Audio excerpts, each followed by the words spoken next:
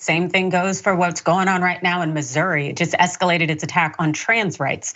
The state attorney general there, named Andrew Bailey, announced an emergency rule, that's what he calls it, that massively restricts access to gender-affirming care for people of any age, not just children who are trans, no, any age. And it's clear from this move that the goal is nothing short of eliminating trans people. Here's how this emergency rule works. The emergency rule makes it impossible for transgender people of all ages to access gender-affirming care unless they've exhibited a medically documented, long-lasting, persistent, and intense pattern of gender dysphoria for 3 years. They also have to prove they've received a full psychological or psychiatric assessment and 15 separate hourly sessions of therapy, and at least 10 of which must be with the same therapist. People seeking such care will have to be screened for autism and other pre-existing issues such as anxiety and depression, and pre-existing conditions must have been treated and resolved before a person can access gender-affirming care.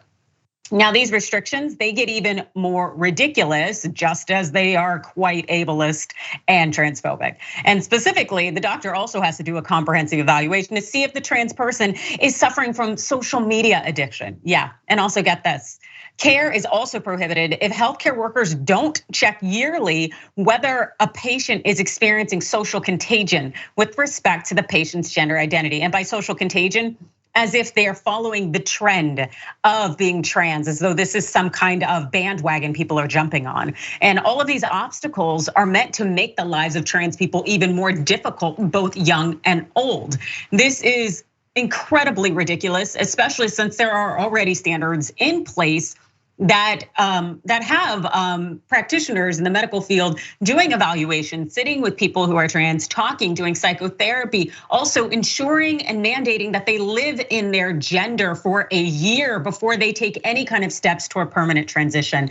There's already so many obstacles in place to ensure that trans individuals are 100% confident in this regard. And so to add these additional layers, including autism, which is just completely and totally irrelevant and ignorant, especially since the vast majority of our society has no idea what that's about. And it just really shows you that Missouri is really just trying to stick it to trans people and eliminate them entirely. It's disgusting. Cenk. So what happened? I thought it was to protect the children. Oh, it turns out the Republicans were liars. Of course. Of course they were liars. Of course they were doing it to spread fear and hatred. So guys, this is not at all complicated. The Republicans have done this throughout our entire lives. Actually, honestly, the getaway driver is not right-wing media. It's mainstream media that refuses to call it as it is. So I wrote about this in my book. We'll have a link in the description box. When I grew up a Republican, because the media lied to me. And they told me that Ronald Reagan was a great guy who cared about the country, and he was just, they didn't tell me that he went and did a speech in Philadelphia, Mississippi, where civil rights workers were murdered and he celebrated states' rights. If I'd known that he was doing that kind of racist crap, I never would have liked Reagan. I mean, I was a kid, but still, right? And so they did the Southern strategy. The Southern strategy is, we hate black people, racists of the South, come vote for us instead. That's literal. Two heads of the RNC have apologized for the Southern strategy.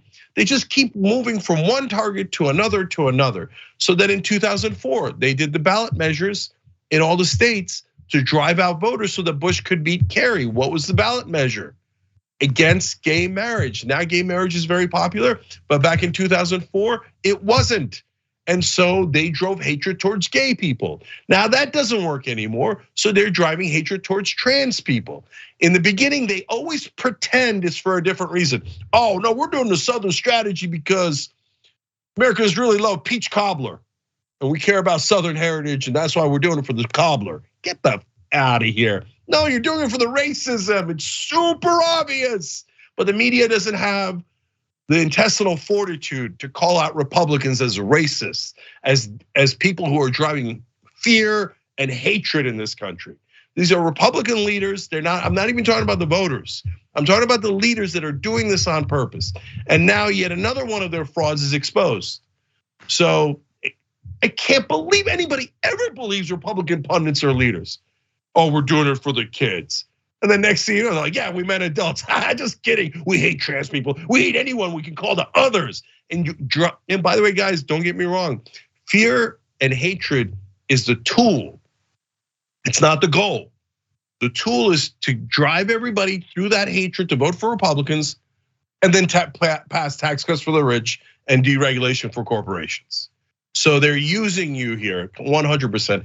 And then the second part of this that's an outrage is, oh, we're gonna check to see if you have a social media addiction. Well, that's outrageous on two fronts. Number one, they're implying that all trans people have mental health issues. You've seen Tucker Carlson do it. You've seen Joe Rogan do it. It's disgusting, okay? And the second part of it is, really? Now we're gonna check people for social media addictions? You sure you want that, dog? Young white male Republicans out there, you don't have social media addiction? Okay, now let's see if we want to pass some laws to deal with your mental health problems. Yeah, and I think that was a good point that you made, just in terms of like a timeline on what the GOP has decided to direct their division towards. Because even in my lifetime, like I'm 31, I was born in '92, but I remember when this psychotic obsession with the transgender community really wasn't part of the mainstream. You really didn't hear it. Like not too many years ago, it was Black Lives Matter, like you pointed out. So this is just kind of the new thing. It's not brand new, but we've been seeing it escalate more and more, to the point that the Bud Light marketing campaign with the transgender activist has caused all of this uproar. If it wasn't for right-wing outlets talking about it all the time, or people buying $400 worth of Bud Lights just to blow them up on camera, I wouldn't even know that they were doing this branding campaign. Because Bud Light, Budweiser, Coors Light, they do marketing campaigns all the time. Why? Because people are influencers and people have audiences. It's not more complicated than that. And then the other ridiculous part about it is, like, because I'm from Missouri. So like these rural states that are pushing forth with these laws, they act as if they're in a place like where I'm at now, New York, or where y'all are at now, LA, where the LGBTQ community is more just kind of widely accepted. If you're in Missouri or in some rural town in Kentucky, like you don't see drag shows, you don't see these things. It's all just a result of people being chronically online, which also is funny because you pointed out, like, do you really want to test for people who have social media addictions? Because most of the people who are outraged about this, like the campaign with Bud Light or anything similar, all of them have social media addictions and media addictions. Otherwise, like I said, they wouldn't even know about most of these things.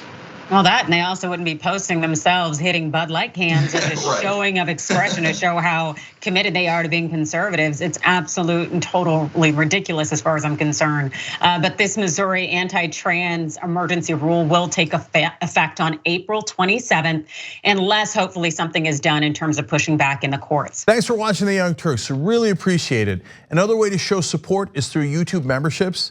You'll get to interact with us more. There's live chat emojis, badges. You've got emojis of me, Anna, John, JR. So those are super fun. But you also get playback of our exclusive member-only shows and specials right after they air. So all of that, all you gotta do is click that join button right underneath the video. Thank you.